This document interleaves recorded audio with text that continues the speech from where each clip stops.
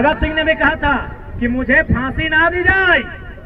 भगत सिंह ने भी कहा था मुझे फांसी ना दी जाए, बल्कि मुझे किसी चौराहे पे खड़ा कर दिया जाए और गोलियों से भून दिया जाए। क्यों कहा था ऐसा पता है? ताकि मेरे बदन पर चलने वाली एक एक गोली को, मेरे शरीर से बहने वाले एक एक लहू के कतरे को देखकर नौजवानों में उबाल आए। उन्हें यह भी नहीं पता कि घायल शेर की सांसें उसके दहाड़ से भी क्या लगता है आपके लिए कानून बना देंगे? और मोदी साहब का कहिए मत, भले उनका अपना बेटा नहीं है, गोद लिया बेटा एगो दुगो है। क्या लगता है छात्रों, आपके लिए कानून बना देंगे? क्या आप साइरस मिस्त्री हैं? आप साइरस मिस्त्री हैं क्या? साइरस मिस्त्री का नाम जानते हैं? सीएमडी, टाटा के पूर्व सीएमडी थे। पहले उनकी मौत के लिए हम नमन करते हैं, श्रद्धांजलि देते हैं। जब उनकी मौत हुई तो सरकार ने देखा कि कैसे मौत हुई, बोला पीछे बैठा था, सीट बेल्ट नहीं बांधा था। पीछे बैठा था, सीट बेल्ट नहीं बांधा था। अगला दिन कानून बन गया कि आगे छोड़िए, अब पीछे भी सीट बेल्ट बांधना होगा। क्यों? क्योंकि मरने वाला साइरस मिस्त्री था। छात्र रोज मरते हैं। मेरे दो साथी 2 दिन पहले मारे गए, आज तक हम उबर नहीं पाए। और मेरे भाषण से तो आपको लगता है कि गुर्राने वाला टाइगर आई थोड़ा सा उस रूप में तो नहीं है।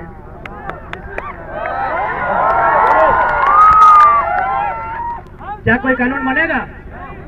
उनकी घटना हुई है एनएच में, क्या एनएच कोई कानून बनाएगा? क्या पुलिया वहां बनेगी? क्या वहां बैरियर लगेगा? नहीं लगेगा, क्योंकि कॉर्पोरेट का ट्रैक्टर वहां दौड़ेगा।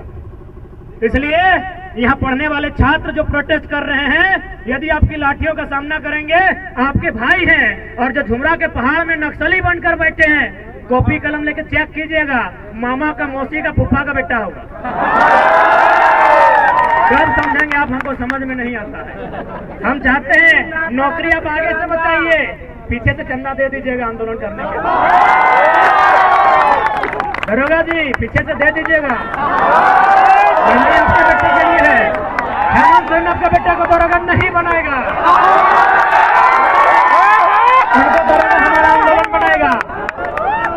दरोगा जी से निवेदन होगा, डीएसपी भी आया तो सुन लीजिए, हेमंत सोरेन आपके बेटा को डीएसपी नहीं बनाएगा।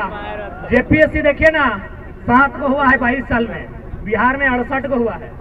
इसलिए आंदोलन ही आपका डीएसपी का बेटा को डीएसपी और दरोगा का बेटा को दरोगा बनाएगा। इसलिए आगे से नौकरी बचाइए, पीछे से आंदोलन का सपोर्ट कीजिए। यदि ज्यादा दिक्कत होगा, यदि ज्यादा हाथ पांव बंधा होगा, तो कमजोर लाठी चलाइएगा, ऐसा मत चलाइएगा। और ऐसा चलाइएगा तो घायल मत कीजिएगा, हमें घायल होने से डर लगता है, मार दीजिएगा, मार दीजिएगा। सच बोलते हैं, ईमानदारी से बोल रहे हैं, डर नहीं लगता है, मरने से डर नहीं लगता। हम ईमानदारी से बोल रहे हैं, हमको बीमार होने से डर लगता है। बीमार हो जाएंगे तो आंदोलन रुक जाएगा, मर जाएंगे तो आंदोलन दुगना रफ्तार से चलेगा। क्योंकि भगत सिंह ने भी कहा था कि मुझे फांसी ना दी जाए। भगत सिंह ने भी कहा था मुझे फांसी ना दी जाए, बल्कि मुझे किसी चौराहे पे खड़ा कर दिया जाए और गोलियों से भून दिया जाए। क्यों कहा था ऐसा पता है? ताकि मेरे बदन पर चलने वाली एक एक गोली को, मेरे शरीर से बहने वाले एक एक लहू के कतरे को देखकर नौजवानों में उबाल आए। इसलिए उन्होंने कहा था हमको फांसी नहीं दिया जाए, बंद कमरे में फांसी ना दिया जाए। यदि हम गुनहगार हैं तो बीच चौराहे में खड़ा कर दिया जाए और गोलियों से भून दिया जाए। आप सभी वही कहेंगे।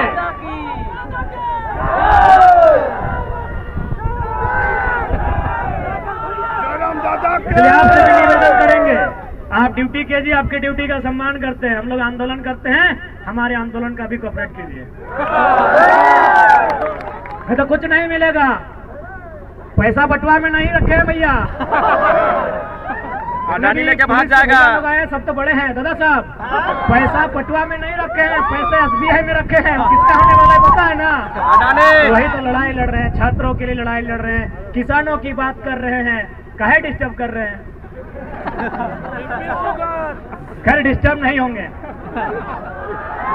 डिस्टर्ब नहीं होंगे। यहाँ तो माननीय कोर्रा थाना के प्रभारी फोन किए थे, सिंदरी में 12 थाना का पुलिस खड़ी थी। सिंदरी गए थे आंदोलन करने के लिए, वहां के एसडीपीओ 12 थाना की पुलिस और 150 जवानों के साथ खड़ी थी। हमने एक ही लाइन कहा कि डीएसपी साहब सामने आइए, अरेस्ट कर लीजिए, लेकिन उससे पहले एक लाइन बता दीजिए, ये जो जमीन अब खड़ा है गांधी मैदान से दुगना जमीन था जहां सभा हो रही थी, बोले ये जमीन हमारे पुरखों की है और इस कंपनी ने 2 रुपया डिसमिल लिया है। क्या आपका बाप का जमीन लिया है? हमने एक लाइन कहा था माननीय डीएसपी साहब को कि डीएसपी साहब उतना मेहनत क्या करते हैं, अरेस्टिंग करना है एकदम आके अरेस्टिंग कीजिए, हम लोग भागेंगे नहीं, लेकिन एक लाइन में उत्तर दीजिए, जिस जमीन में आकर आप खड़े हैं ये हमारी पुरखों की है, इसे 2 रुपया डिसमिल लिया गया है। क्या आपके बाप दादा की जमीन इस तरह ली गई है? और उसके बाद भी आपको दिक्कत नहीं है तो आइए ना, हम तो शमशान घाट में 1 सप्ताह में एक बार मिल जाते हैं। लाइव नहीं देखे वीडियो क्या?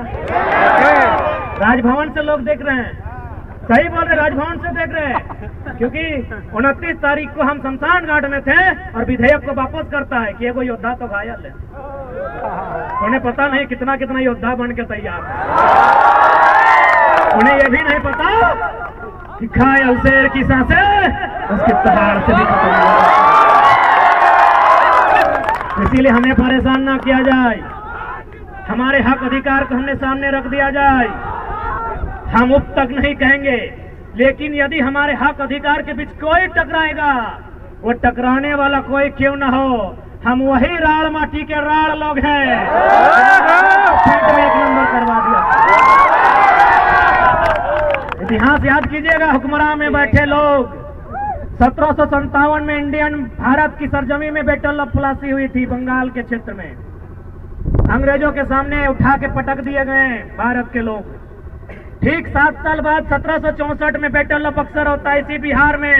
फिर भारत के लोग अंग्रेज के द्वारा पटक दिए जाते हैं, लेकिन जैसे ही वो मानभूमि में आते हैं, चुहाल विद्रोह में उनको हम पेंट में 1 नंबर करा देते हैं।